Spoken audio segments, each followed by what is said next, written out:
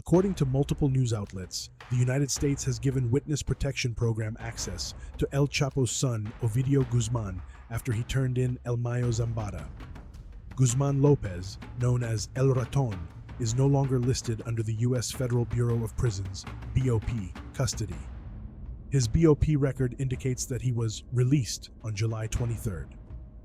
This development has led the Fiscalía General de la República, FGR, in Mexico to suggest a possible connection between the kidnapping of Ismael El Mayo Zambada and the alleged release of Ovidio Guzman, regardless of whether these reports are accurate or not.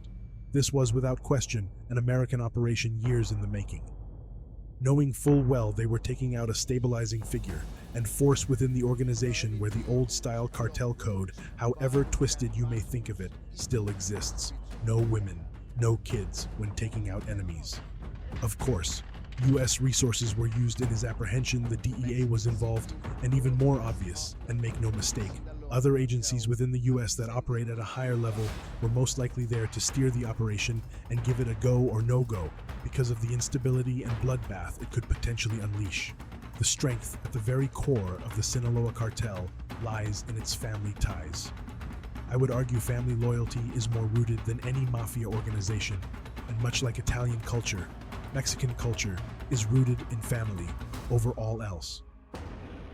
This is perhaps why these cultures, even though far from one another, have been able to grow the most powerful criminal organizations ever known. In Sinaloa, families have interacted with one another over generations in the foothills of Sinaloa. Their bond and loyalties are unquestionable to one another, which is why when Mayo Zambada stepped on that plane, neither he nor the nation of Mexico could comprehend how the son of a loyal family friend could betray this trust. This is what an American would do.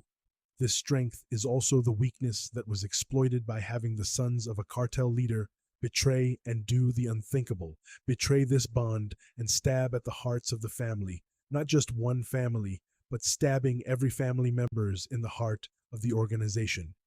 Even Mexico's president was forced to call this action treason because he understands that the U.S. was implicit kidnapping an old man.